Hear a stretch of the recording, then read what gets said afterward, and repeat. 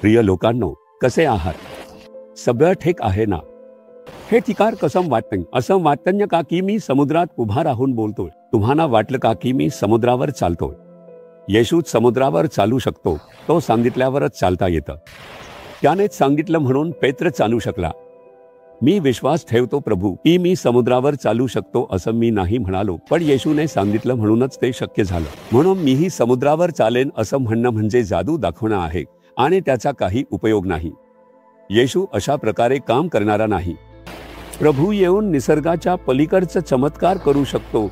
He can त्याच्यामुळे शक्य आहे, पर तो त्याची इच्छा आहे का? तो ते करायला इच्छुक आहे का? हे आपल्याला समजून घ्यावं लागेल. तेव्हाच प्रभू आपल्या आयुष्यात ती गोष्ट पूर्ण करेल. येशू ख्रिस्ताला एखाद्या जादूगारासारखा, जादू दाखवणाऱ्या माणसासारखा वापरू नये.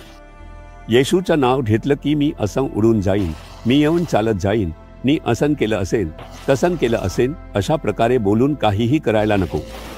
येशू ख्रिस्ताने कधीही अशा प्रकारे जादू दाखवलेलं नाही की माझ्याकडे बघा, माझं सौंदर्य बघा, माझी सामर्थ्य बघा, असं कधीही तो म्हणालेला नाही. ते नेहमी लोकांवर करुणा आणि प्रेमाने चमत्कार करत असत. पेत्रालाही भीती वाटू लागली होती की ही होडी बुडेल का काय, पण येशू ख्रिस्ताजवळ गेलो तर सुरक्षित राहू शकतो असं वाटून त्याने म्हटलं, प्रभू जर तूच असशील तर मीही पाण्यावर चालत तुझ्याजवळ येईन, कारण तुझ्याजवळ मी सुरक्षित असेन असं त्याने विनवलं. त्याच्या इच्छेला पूर्ण करण्यासाठी त्याच्या भीतीला बदलून प्रभू म्हणाले, ठीक आहे, ये. का? कारण मी गुरु आहे, तू शिष्य आहेस. हे फक्त माझ्यामुळेच शक्य आहे. तू हे काही करू शकत नाहीस असं येशू म्हणाले का? नाही. तो आपलं प्रेम व्यक्त करतो. मी तुझा वडील आहे, तू माझा मूल आहेस आणि म्हणूनच मी तुला याहूनही मोठी काम करायला इच्छितो. म्हणूनच प्रभू म्हणाले, जो माझ्यावर विश्वास ठेवतो तो मी जे कार्य करतो तेच करेल आणि त्याहूनही मोठी कार्य करेल असं प्रभू म्हणाले ना. अशा प्रकारचा प्रभू तुम्हाला कुठेही पाहायला मिळणार नाही, कारण त्याची मुलं मोठी व्हावीत असं त्याला वाटतं, जसं तुम्हालाही तुमची मुले यशस्वी व्हावीत असं वाटतं. हीच येशूची इच्छा आहे, हेच येशूचं प्रेम आहे. तुम्ही बायबलमध्ये पहा, येशूच्या सावलीने कुणी बरे झालं असं कुठे लिहिलं नाही, पर पेत्राच्या सावलीने लोक बरे झाले असं लिहिलंय. म्हणूनच प्रभू आपल्या मुलांनी स्वतःपेक्षा अधिक सामर्थ्य वापरावं असं इच्छितो. हीच येशूची इच्छा आहे. तुम्हालाही प्रभू तसंच प्रेम करतो. तुम्हालाही प्रभू तसंच वापरू इच्छितो. तुम्ही फक्त विश्वास ठेवायला हवा. ठीक आहे, ते सगळं असू द्या, पण आज प्रभू आपल्याला काय वचन देतोय असं तुम्हाला वाटतं का? यशया अध्याय 61 वचन 7. तुमच्या अप्रतिष्ठेचा मोबदला तुम्हाला दुप्पट मिळेल. तुम्ही लाजिरवाण्या अवस्थेत गेलात का? सध्या लाज वाटावी अशी परिस्थिती आहे का? माझ्या कुटुंबात मला अपमानित केलं जातं. मी जे बोललो ते घडलं नाही म्हणून मी लाजिरवाणेपणाने उभा आहे. कामाच्या ठिकाणी मी लाजिरवाणा झालो. मी वचन दिलं होतं पण ते पूर्ण करू शकलो नाही. मी करीन असं सांगितलं पण माझ्यामुळे ते शक्य झालं नाही आणि आता मी अपमानित होऊन लाजिरवाणेपणाने उभा आहे असं वाटतं का तुम्हाला?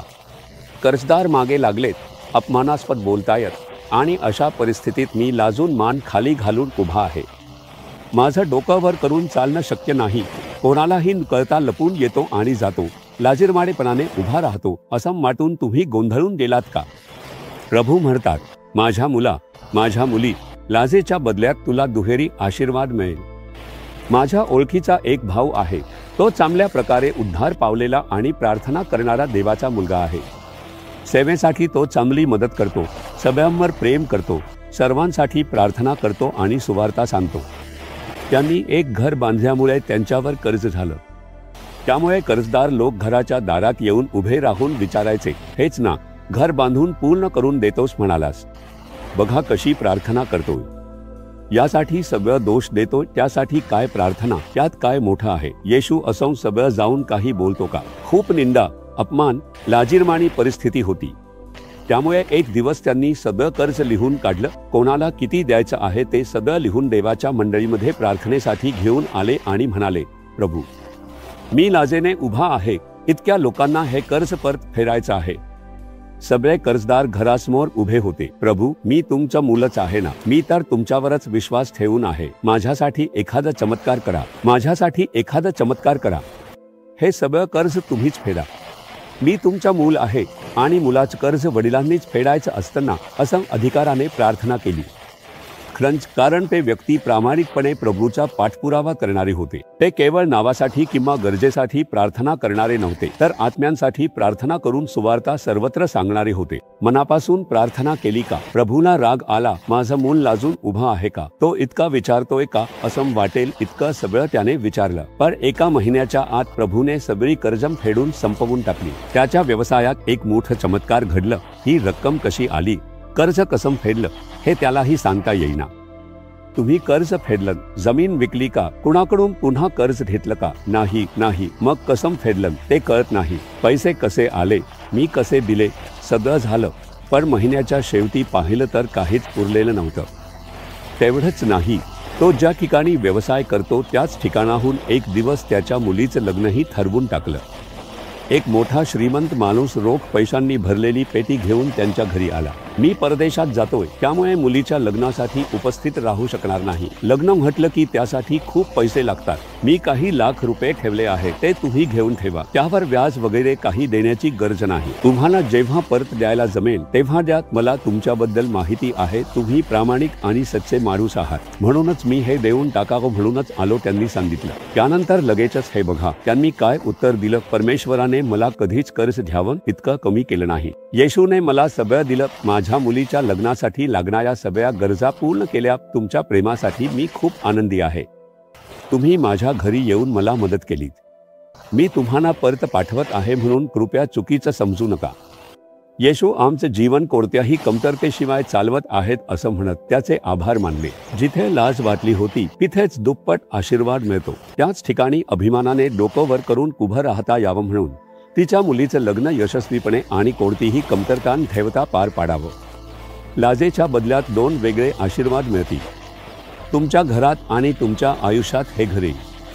प्रभू हे करणारच, कारण त्यांनी वचन दिलं आहे, लाजेच्या बदल्यात मी 2 वेगळे आशीर्वाद देईन.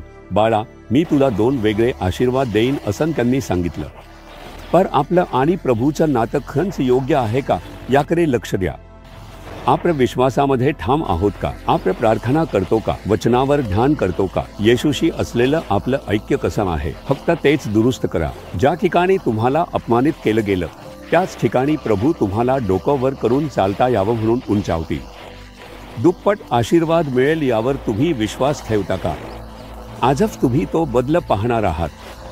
आजपासूनच तो कार्य करायला सुरुवात केली आहे. तुम्ही एक अद्भुत बदल पाहणार आहात.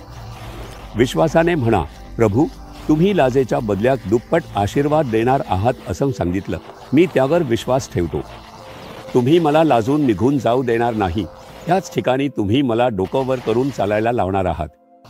दुप्पट आशीर्वाद देण्यासाठी धन्यवाद. आजच त्या चमत्काराची मी खरोखरच खूपच अपेक्षा करतो. येशूच्या नावाने आमेन.